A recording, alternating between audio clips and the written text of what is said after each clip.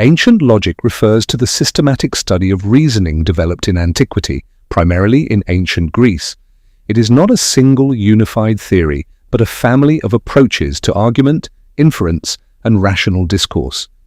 Two traditions are especially important: Aristotelian term logic or syllogistic logic and Stoic propositional logic. Together they laid much of the groundwork for later logical theory. Ancient philosophers also investigated topics such as modal reasoning, truth, fallacies, paradoxes, and semantic puzzles, but the core achievements lie in these two systems. The most influential ancient logical system is the theory of syllogisms developed by Aristotle and later Aristotelians. This system is often called term logic because it focuses on relations between terms such as human, animal, or mortal. The aim was to explain scientifically valid reasoning, where conclusions follow necessarily from given premises. Aristotelian logic classifies simple subject-predicate statements into four basic forms: A. Universal affirmative, all S are P. E. Universal negative, no S are P. I. Particular affirmative, some S are P. O. Particular negative, some S are not P. These forms were taken to express fundamental ways in which one class could be related to another. According to Aristotelian logic, the terms are non-empty. For example, the statement all S are P presupposes that there actually are S's. The relations between A, E, I, and O statements were traditionally represented by the square of opposition. The main logical relations are contradictories. A and O are contradictories, and E and I are contradictories. They cannot both be true and cannot both be false. In other words, it is necessary that A is true if and only if O is false, and vice versa. And it is necessary that E is true if and only if I is false, and vice versa. Contraries, A and E, are contraries. They cannot both be true, but they can both be false. Subcontraries, I and O, are subcontraries. They cannot both be false, but they can both be true. Subalternation. Truth flows downward from universal to particular. A entails I and E entails O. In other words, it is necessary that if A is true, then I is true, and it is necessary that if E is true, then O is true. These relations reflect assumptions about existence and predication that differ from those of modern logic.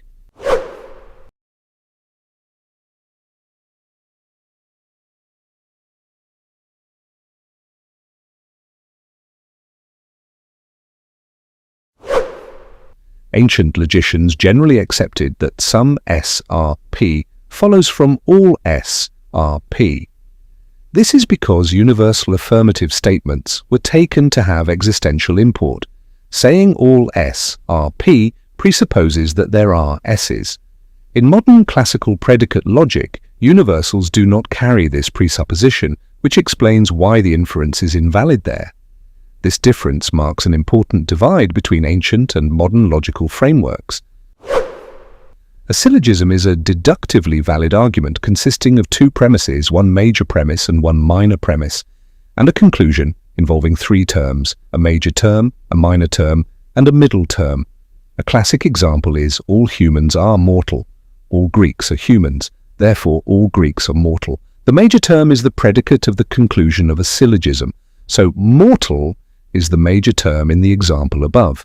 The minor term is the subject of the conclusion, hence Greeks is the minor term in the example above. The middle term appears in both premises but not in the conclusion. It serves as the link that connects the minor and major terms. Therefore, humans is the middle term in the example above. Each of the premises has one term in common with the conclusion. In a major premise, this is the major term. In a minor premise, this is the minor term.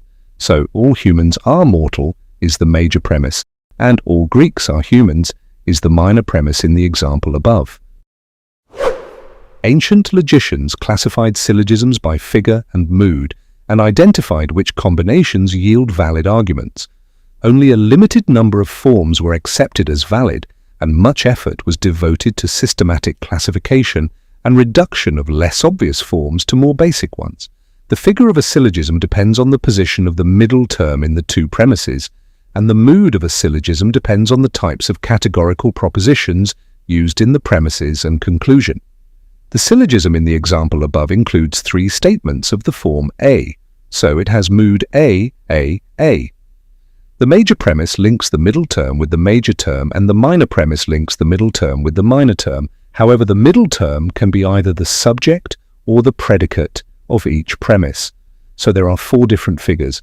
The middle term can appear as subject in the major premise and predicate in the minor premise, as predicate in both the major and minor premises, as subject in both the major and minor premises, and as predicate in the major premise and subject in the minor premise.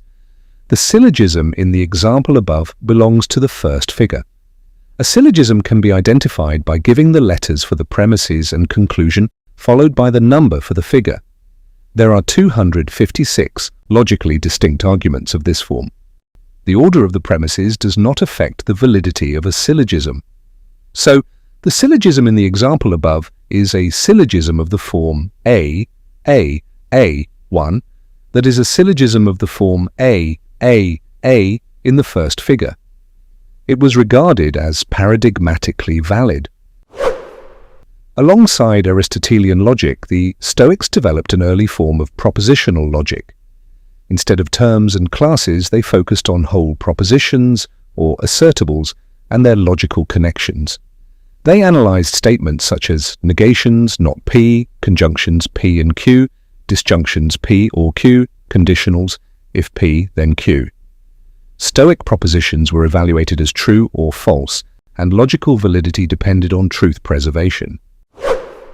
The Stoics proposed truth-functional accounts of conjunction and negation similar to modern ones.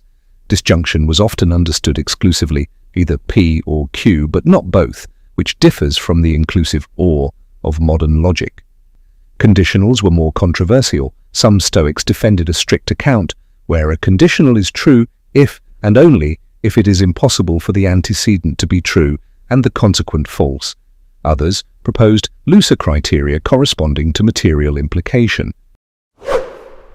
Stoic logic identified 5 basic valid argument forms known as the indemonstrables, including if P, then Q, P, therefore Q.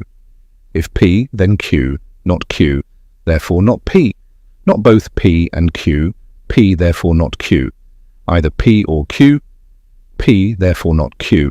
Either P or Q, not P, therefore Q. The validity of the fourth form depends on taking or as exclusive, highlighting how semantic assumptions affect logical validity. The Stoics seem to have believed that an argument is a syllogism precisely if it either is an indemonstrable or can be reduced to one by means of certain rules of inference. Ancient logicians were also interested in, for example, modal notions such as necessity and possibility, temporal reasoning, and semantic paradoxes such as the liar. Although these topics were not developed into full formal systems, they show that ancient logic was broader and philosophically richer than is sometimes assumed. Ancient logic is not merely a primitive precursor to modern logic.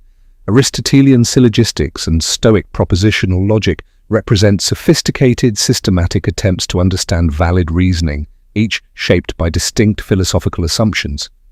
While later logic abandoned some of these assumptions, especially existential import and exclusive disjunction, the ancient theories remain historically and conceptually important. They reveal alternative ways of structuring logic and remind us that logical theory is deeply connected to broader views about, for example, language, existence, and knowledge.